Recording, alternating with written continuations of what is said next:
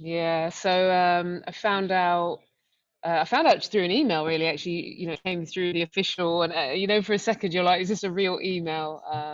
Obviously, because due to COVID times, it sort of explained why it was electronic setup, and I think my first shock, actually, I never, I guess it's the sort of thing I hadn't sort of coveted as such, but also when you see it and you realise the recognition, I just kind of went into shock. So even though it says keep confidential, the family all got a call, so I did the rounds.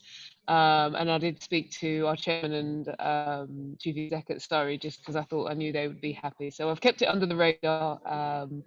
But yeah, just what an absolute honour. And, it means a huge amount from the journey, really. It's just something that, I'm so pleased to have had.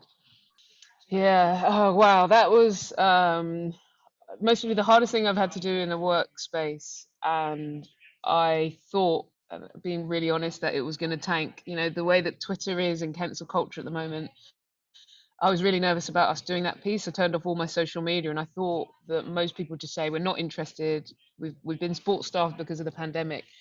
Why do we want to sort of listen to you guys talk about that when I want to watch the cricket?" And so I didn't think it would go down very well. And what it told me, the response, which has been mind blowing, really, the reaction straight away on social media, the non stop knowing now it's played through education programs in schools, is twofold. One, that sometimes it is important to speak about vulnerability, about really serious issues that mean a lot. And George Floyd's death impacted me directly to the point I feel the need for us to drive for a better society and a better environment that works for more people.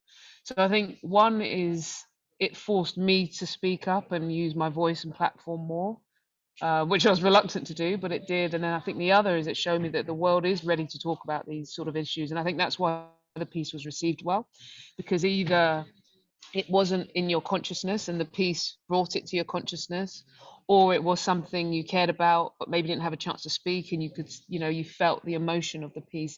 What it did, I suppose, is help so many people from different points of view connect with, the big picture and one of the big challenges facing our world right now. So I'm just honored to have been a part. I mean, I'm so glad it paid off, because if it didn't, you know I don't know how that would have gone down. But I give strength to also the team, Michael Holding encouraging me to speak up, to our Sky team, who we had difficult conversations internally about race, which is a really hard thing to do in a workspace. And it's taught me that you can, in a corporate environment, really bring big issues and big topics and talk about them from the heart in good work cultures. And that's something I now sort of speak to businesses about. We can have these difficult conversations and it can lead to positive change.